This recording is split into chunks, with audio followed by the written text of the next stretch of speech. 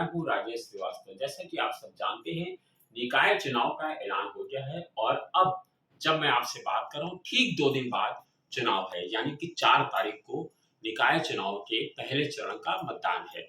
और अब जो सबके मन में संशय चल रहा है, उस पर आज मैं आपसे बात करना चाहता हूँ। आज मैं आपको बताने वाला हूँ कि आप निकाय चुनाव में किसको वोट करें।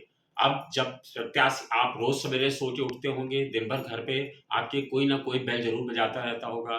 कोई हर प्रत्याशी आपके पास पहुँचने की कोशिश कर रहा होगा।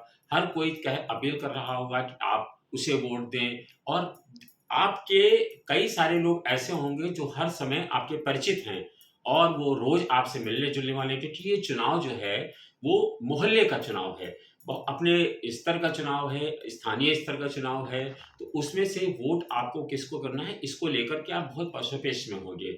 और ये चुनाव एक ऐसा सरकार का चुनाव होता है, ऐसी सरकार चुनते हैं जहाँ हम स्थानीय स्तर की सरकार चुनते हैं। यानी कि ये वो सरकार होती है जो दिन प्रतिदिन आपके हर पहलू को प्रभावित करती है। यानी आप घर से निकलते हैं तो जो आपके घर के सामने की सड़क है वो आपको प्रभावित करती है। आपके घर की नाली, आपके घर की स्ट्रीट रोड, आपके घर से कूड़ा उठा कि नहीं उठा, मोहल्ले में सफाई हो रही है कि नहीं हो रही है, सफाई कर्मी आ रहे हैं कि नहीं आ रहे हैं। यानी कि ये वो चीज़ें होती हैं जो बहुत बिल्कुल करीब क्या होता है और ये आपके जीवन को बहुत प्रभावित करती है। तो आप बहुत सारे सवाल अब आपके मन में उठ रहे होंगे कि हम किस प्रत्याशी को वोट करें या किस पार्टी को प्रत्याशी को वोट करें। ये सब सवाल आपके मन में हैं, तो आदमी बहुत वहम में जीता है। और मैं आपको बताऊँ कि हिंदुस्तान का जो आम मतदाता है, वो इतना उलझा हुआ होता है कि वो घर से सोच के निकलता है कि किसको वोट करेंगे और जब वोटिंग मशीन तक जाता है, तो वो किसी और को वोट करके आता है। यानी कि उसके मन में तमाम जो है उलझनें रहती हैं और वो तय नहीं कर पाता है कि क्या किया जाए। इसीलिए कहते हैं कि जब हमारा वोट प्रतिशत जब देखा जाता है, तो हमारा 20 से 30% वोटर वो होता है, जो अंतिम समय तक निर्णय नहीं कर पाता है। तो आज आपको मैं बताने वाला हूँ कि आप वोट किसको करें। ये निर्णय आपको करना है। ये निर्णय आप कैसे करेंगे, वो मैं आपको कुछ चीज़ें बताता हूँ। देखिए, बहुत सारे सवाल आपके मन में होंगे कि जैसे मान लीजिए आपको किसी प्रत्याशी को वोट करना है, तो आप ये सोच रहे होंगे कि मैं वोट किसी को भी जो सवाल आपके मन में आ रहे हैं वो मैं बता रहा हूँ पहले, कि आपके मन में आता है कि हम किसी को क्या वोट करें, हमारे वोट से क्या फ़र्क पड़ना है, हमारे एक वोट से क्या वो जीत जाएगा, हमारे एक वोट से कोई फ़र्क नहीं पड़ना है, ये सवाल।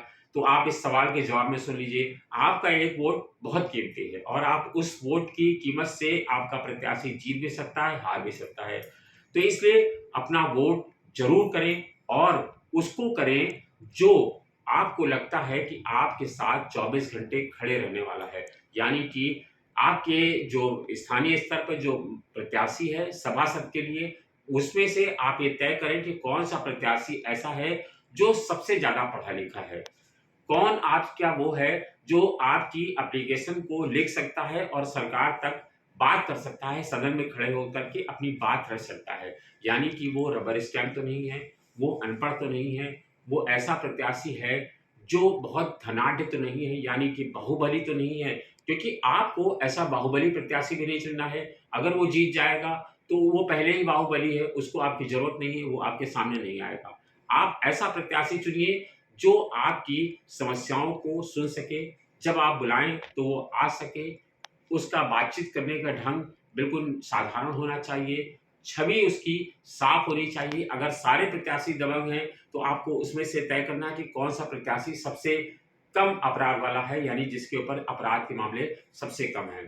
दूसरा, आप ऐसे प्रत्याशी को चुनिए जो स्वच्छ छवि का हो, यानी कि जो आपकी बातों को समझ सके, आपके मोहल्ले स्तर पे हो। आप क्योंकि आप इस पर ये मत सोचिए कि आप भारतीय जनता पार्टी को वोट करेंगे, समाजवादी पार्टी को करेंगे, कांग्रेस को करेंगे, आपको करेंगे, बहुजन समाज को पार्टी को करेंगे। नहीं, ये चुनाव आपके स्तर का है, आपको पहले प्रत्याशी चुनना है, क्योंकि ये चुनाव वो है जो आपकी किसी राष्ट्रीय पार्टी या स्थानीय स्तर की पार्टी या क्षेत्रीय पार्टी का प्रतिनिधित्व ज़रूर करता है।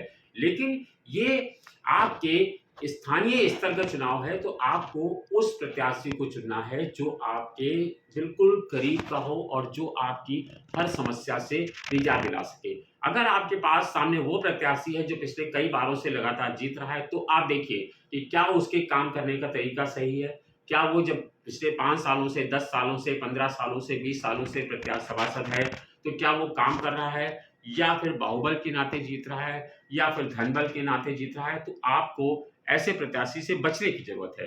क्योंकि देखिए, जब आप वोट करते हैं तो बहुत लोग क्या करते हैं कि कहते हैं कि मेरे एक वोट से कोई फ़र्क नहीं पड़ने वाला, अगर आपको किसी तरह की व्यवस्था उपलब्ध करा देता है, यानी कि कुछ पैसे दे देता है या आपको शाम की दवा उपलब्ध करा देता है, तो आप उसको वोट ना करें। क्योंकि आपका वोट बेहद कीमती है। आप अपने वोट को समझें कि आपको वोट उसे करना है जो आपकी स्थानीय स्तर को समझें, क्योंकि अगर छोटे-छोटे वार्डों से अगर हम स्वच्छता को लेकर के, अगर हम सारी सुविधाओं को लेकर के आगे बढ़ेंगे, तो एक स्तर पे ऐसा आएगा जो पूरे शहर को आप साफ-सुथरा रख सकेंगे और हमारा शहर जो है सबसे बेहतर शहर में से चुना जाएगा। इसके लिए आपकी भूमिका बेहद अहम है। ऐसे में आपको उस प्रत्याशी का चयन करना है जो आपके हर समय काम आ सके। तो आप जब 4 तारीख को वोट करने जाएँगे, तो आप उस प्रत्याशी से क्या-क्या उम्मीद रखते हैं, इसको ध्यान रखिए। दूसरा, जब प्रत्याशी आपके पास आएगा, अभी 3 दिन का चुनाव शेष है, तो 3 दिन में प्रत्याशी आपके पास आएगा, आप उससे सवाल बना के रख लीजिए। आप उससे पूछिए कि आपके समस्याओं का क्या प्राथमिकता है उसके पास, वो क्या करेगा? भले वो लुभावनी बातें करे कि मैं जीतूँगा, तो नाली, सफाई, खड़ंजा, सड़क, स्ट्रीट लाइट सब सही कर दूँगा। लेकिन आप देखिए और उसको कसौटी पर कसिए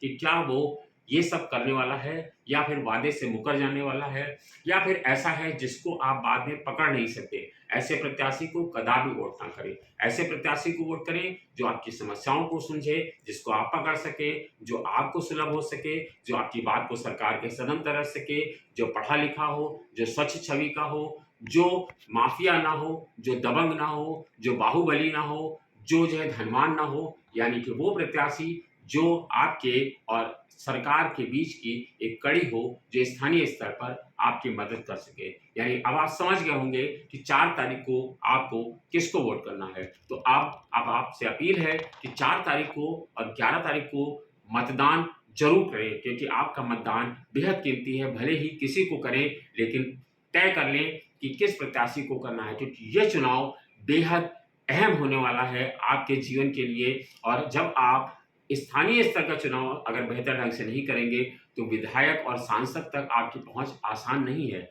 ऐसे में जो जनप्रतिनिधि चुनने जा रहे हैं, ये बहुत सोच समझ कर करें और मतदान ज़रूर करें। धन्यवाद।